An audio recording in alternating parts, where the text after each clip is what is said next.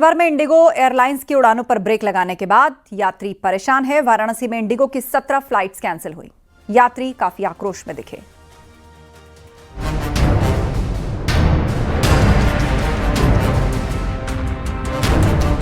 दिल्ली हो, देहरादून हो, वाराणसी या फिर दूसरे शहर, हर जगह एयरपोर्ट पर ऐसी ही तस्वीरें सामने आ रही हैं। एक के बाद एक सैकड़ों फ्लाइट कैंसिल होने के बाद यात्री बेहद ही परेशान हैं। एयरपोर्ट पर यात्रियों में भारी आक्रोश देखने को मिल रहा है। वाराणसी के लाल बहादुर शास्त्री अंतर्राष्ट्रीय एयरपोर्ट का हाल भी कुछ अलग नहीं था, जहां काउंटर के पार यात्री उलझते और परेशान होते दिखाई दिए। सुबह 9 बजे से ही यात्री खिड़की के बाहर खड़े होकर अपनी समस्या सुनाने की कोशिश कर रहे थे, लेकिन उनकी सुनने वाला कोई नहीं था। इस तरह कई घंटे बीतते चले गए, लेकिन समस्या का हल नहीं निकला। कहाँ जाना था आपको? फ्लाइट आपकी भी कैंसिल हुई है। कहाँ जाना था? बेंगलोर जाना था। क्या बोल रहे हैं, ले जाएंगे या नहीं ले जाएंगे? क्या बता बोल तो रहे हैं कि ले जाएंगे। हाँ? बोल रहे हैं, लेकिन अब जाएंगे तभी भरोसा होगा। एयरपोर्ट अथॉरिटी की तरफ से जो जानकारी सामने आई है, उससे वाराणसी में इंडिगो की 17 उड़ानें रद्द की गईं, जिससे यात्रियों की दिक्कतें बढ़ती चली गईं। आज को भी उन लोगों ने कोई हम लोग की फ्लाइट नहीं की, कुछ भी नहीं किया। फिर हम लोगों को शाम में जाके उन लोगों ने अकोमोडेशन दिया, तो हम लोग होटल में गए। होटल से बाहर निकलने के बाद फिर हम लोग आए कि बोले रात को आपकी फ्लाइट है। आने के बाद पता चलता है हम लोग को गेट से अंदर नहीं जाने दिया जा रहा है, एंट्री नहीं करने देनी जा रही, कोई अधिकारी से बात नहीं करने दिया जा रहा है। और फिर बोल रहे हैं कोई फ्लाइट नहीं है, आप हो सके तो आप अपना टिकट कैंसिल करा लीजिए। अरे कोई तो दो सुविधा, तो दो बच्चों के साथ है हम लोग, दो तो सुविधा। अब आप बताओ कि रात को 12 बजे इन लोगों ने बोला कि हमारी टिकट कैंसिल हो गई है। अब 12 बजे रात को हम बच्चों को लेकर कहाँ जाएंगे? इंडिगो की उड़ानें रद्द होने से एयरपोर्ट पर भीड़ बढ़ती जा रही है। हम लोग आजमगढ़ जिला से आ रहे हैं, रायमीर से। हमारा बनारस से हैदराबाद से कुवैत फ्लाइट, तो यही परेशानी आ रही है। दूसरा सब मैसेज भी नहीं किए हैं, पूरा फ्लाइट कैंसिल हो गया इंडिगो का, बस यही प्रॉब्लम है।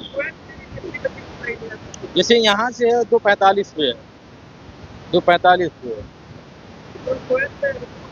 हैदराबाद से 9 बज के कुछ मिनट, 9 बज के 20 मिनट हैदराबाद पहुँचना आज ही। बीते शुक्रवार को भी 22 फ्लाइट कैंसिल की गई थी। अब सभी इंतजार कर रहे हैं कि जल्द से एयरलाइंस का पहले की तरह संचालन हो। वाराणसी से रवि पांडे के साथ bureau report, news 18 UP Uttarakhand. कई घंटे की देरी, फिर अचानक फ्लाइट कैंसिल, और नतीजा ये कि दूल्हा दुल्हन अपने ही रिसेप्शन में नहीं पहुंच पाए। कर्नाटक के हुबली में इंडिगो एयरलाइंस की क्राइसिस के चलते शादी का रिसेप्शन ही ऑनलाइन हो गया।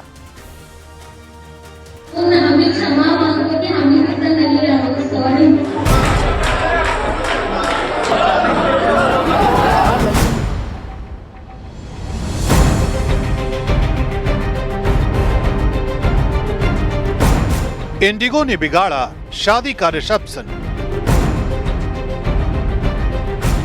अपने ही रिसेप्शन में ऑनलाइन शामिल हुआ जोड़ा। देश भर में इंडिगो की बड़ी संख्या में उड़ानें रद्द होने का असर एक अनोखे अंदाज में कर्नाटक के हुबली में देखने को मिला, जहां दूल्हा दुल्हन अपनी ही वेडिंग रिसेप्शन में शामिल नहीं हो पाए। कर्नाटक के हुबली की मेधा क्षीरसागर और भुवनेश्वर के संगम दास बेंगलुरु में सॉफ्टवेयर इंजीनियर हैं। दोनों की शादी 23 नवंबर को भुवनेश्वर में हुई थी। परिवार ने 4 दिसंबर को हुबली के गुजरात भवन में पारंपरिक रिसेप्शन का पूरा इंतजाम रखा था। मेधा और संगम ने 2 दिसंबर का फ्लाइट रूट बुक किया था, भुवनेश्वर से बेंगलुरु और वहां से हुबली। रिश्तेदारों ने भी मुंबई होते हुए यात्रा प्लान की थी, लेकिन 2 दिसंबर की सुबह 9 बजे से इंडिगो की फ्लाइट देरी से उड़ने लगी। पूरी रात उड़ानें आगे खिसकती रही और 3 दिसंबर की सुबह इंडिगो ने अचानक फ्लाइट पूरी तरह रद्द कर दी। नतीजा, नव विवाहित जोड़ा भुवनेश्वर में ही फंस गया।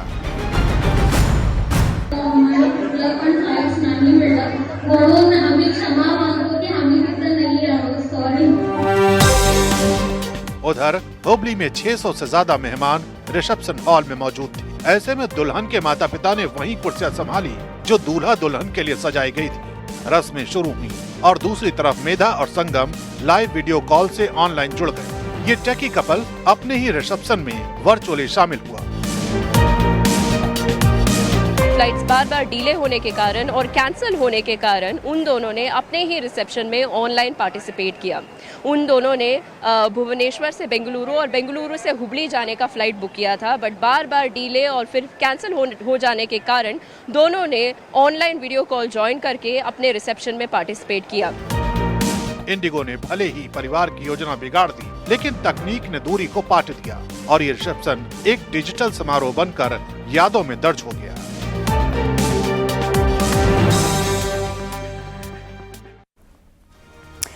उन्नाव के एक मैरिज होम में उस वक्त हड़कंप मच गया जब दूल्हा बारात लेकर आया, लेकिन एक लड़की मौके पर पहुंची और वो खुद को दूल्हे की प्रेमिका बताने लगी। उसके बाद जोरदार हंगामा हुआ।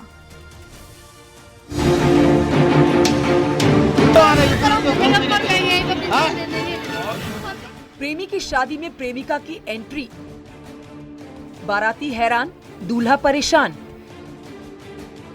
उन्नाव के गेस्ट हाउस में दूल्हा बारात लेकर पहुंचा। बाराती जश्न में डूबे थे। गीत संगीत के बीच में माहौल पूरी तरह से खुशनुमा था। मारहला चौराहे के इस गेस्ट हाउस में अचानक से उस वक्त हड़कंप मच गया जब एक लड़की वहां पर पहुंचकर हंगामा करने लगी। वो खुद को दूल्हे की प्रेमिका बताने लगी। ये सुनकर वहां पर मौजूद सभी लोग हैरान रह गए। लड़की बार बार जिद करने लगी कि उसे दूल्हे से मिलना है, लेकिन लड़के के परिजनों ने उसकी बात नहीं मानी। उससे मौके से जाने को कह दिया गया। हंगामा शांत होने का नाम नहीं ले रहा था। इसके बाद पुलिस को सूचना दी गई। जानकारी मिलने के बाद पुलिस की टीम मौके पे पहुंची। लड़की जान देने की धमकी देने लगी। चलो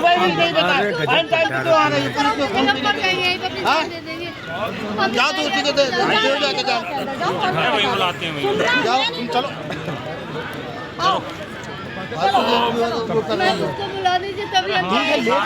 चलो, बुला रहे हैं ना, बुला रहे हैं। पुलिस वाले भी उससे समझाते रहे, लेकिन वो बात मानने को राजी ही नहीं थी। दूल्हे से मिलने की जिद पर लड़की अड़ी रही। तुमने जो आज ड्रामा किया, अगर ये 4 दिन पहले करती ना तो शादी नहीं होती। अरे सुबह कर बता देती है। यही समझा रहे हैं, ठीक है। हम तुमको वहाँ खड़ा किए, तुम भाग के यहाँ कब चली आई मुझे पता ही नहीं चला। हम लोग जाने वाले थे, है ना? आप लोग जा रही थी, हम लोग खड़े हुए थे। लड़की ने आरोप लगाया है कि उसका प्रेमी उसे बिना बताए दूसरी जगह शादी कर रहा है। काफी देर तक हंगामा चलता रहा। पुलिस ने बड़ी मुश्किल से लड़की को समझाया और उसे अपने साथ ले गई। जब लड़की वहां से चली गई, इसके बाद शादी की रस्में शुरू की गई। आनन फानन में शादी संपन्न कराई गई। अनुज गुप्ता की रिपोर्ट, न्यूज़ 18, यूपी उत्तराखंड।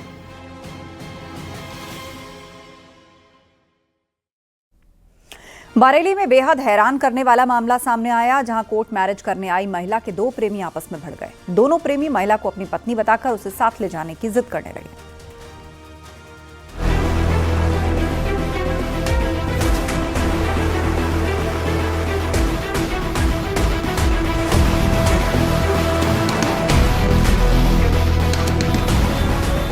एक महिला के 2 प्रेमी उसके लिए सड़क पर ही लड़ने लगे। बरेली के कचहरी रोड पर हंगामा हो रहा है। दरअसल थाना फरीदपुर इलाके की रहने वाली राजवती पहले से शादीशुदा हैं, लेकिन राजवती ने अपने पति को छोड़ दिया।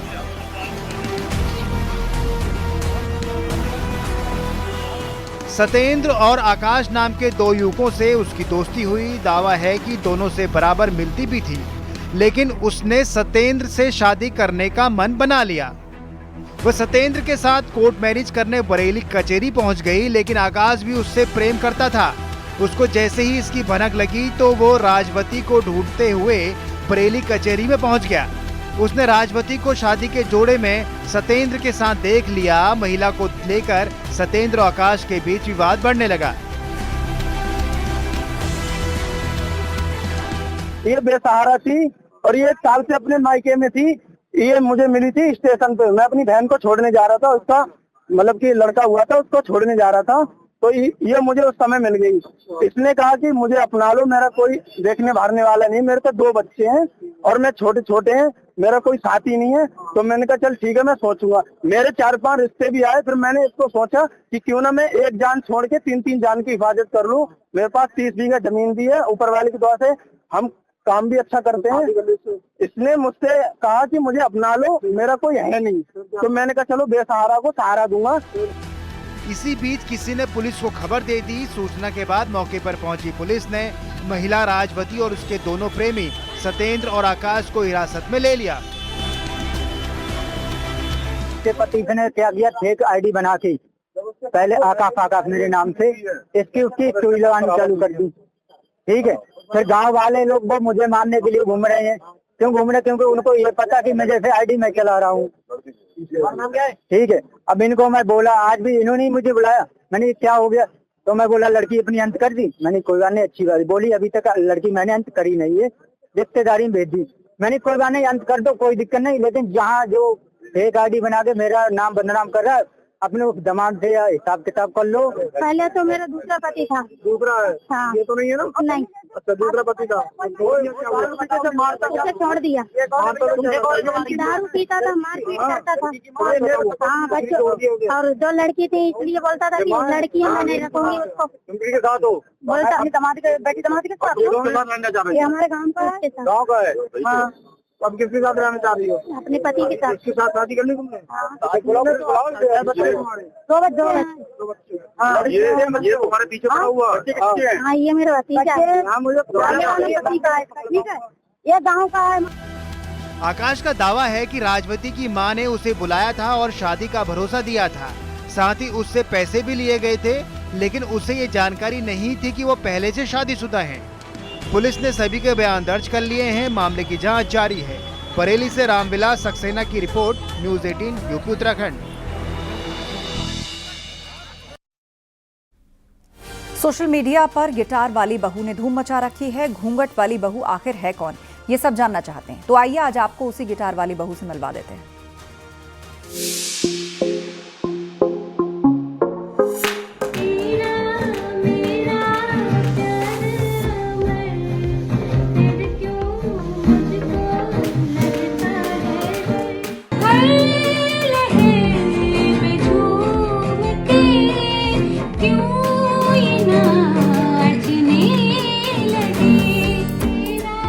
सोशल मीडिया के सनसनी रॉक स्टार गिटार वाली घूंघट वाली बहू को देख लीजिए बिना घूंघट के।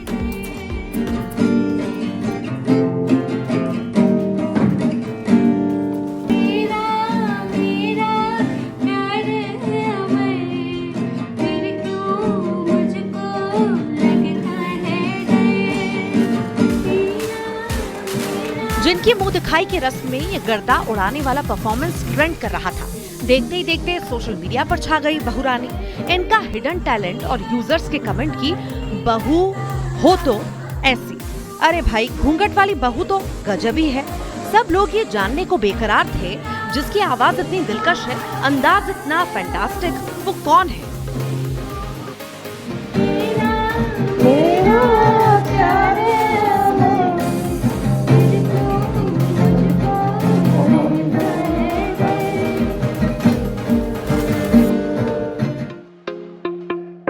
भाई, जमाना भी बदल रहा है और नई बहू का अंदाज भी, यानी मुंह दिखाई की रस्म में परंपरा भी और अपना टैलेंट भी। तो मिलिए इनसे असिस्टेंट प्रोफेसर तान्या। गाजियाबाद के मोदी नगर इलाके के मोहम्मदपुर कीदम गांव के रहने वाले आदित्य गौतम से इनकी शादी हुई। 30 नवंबर को महिला संगीत के दौरान ये वीडियो रिकॉर्ड हुआ और फिर वायरल।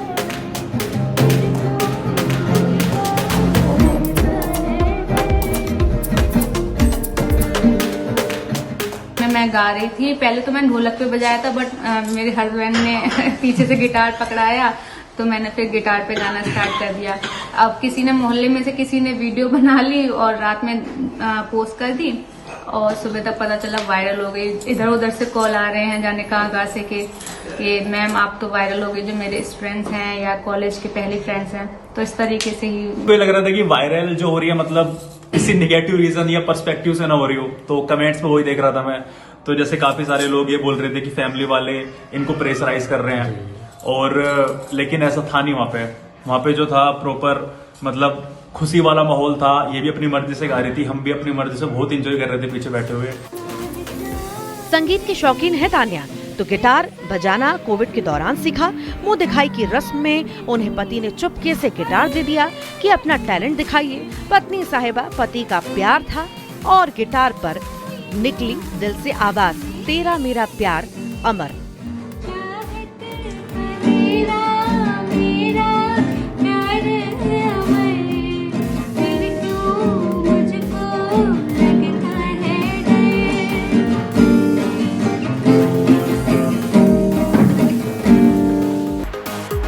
तान्या के पति आदित्य गौतम गाजियाबाद के रहने वाले हैं और इस समय सहारनपुर में बिजली विभाग में एसडीओ हैं। मैट्रिमोनियल साइट पर दोनों की मुलाकात हुई और फिर इनका प्यार ऐसे अमर हुआ। गाजियाबाद में रोहित सिंह के साथ ब्यूरो रिपोर्ट, न्यूज़ 18।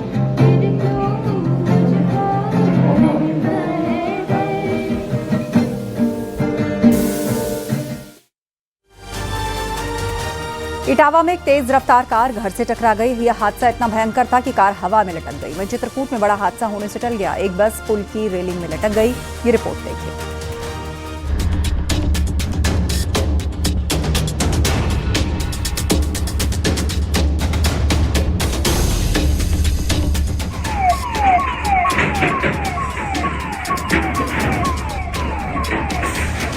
रोंगटे खड़े कर देने वाला मंजर है। हादसे के वक्त कैसे हालात रहे होंगे इसका अंदाजा लगाना मुश्किल नहीं है। इटावा के सैफई की ये घटना है। उजियानी गांव के पास बेकाबू कार एक मकान में जा घुसी। चश्मदीदों ने बताया कि कार की रफ्तार इतनी तेज थी कि चालक संतुलन नहीं रख पाया। इसके बाद कार एक मकान से जा टकराई।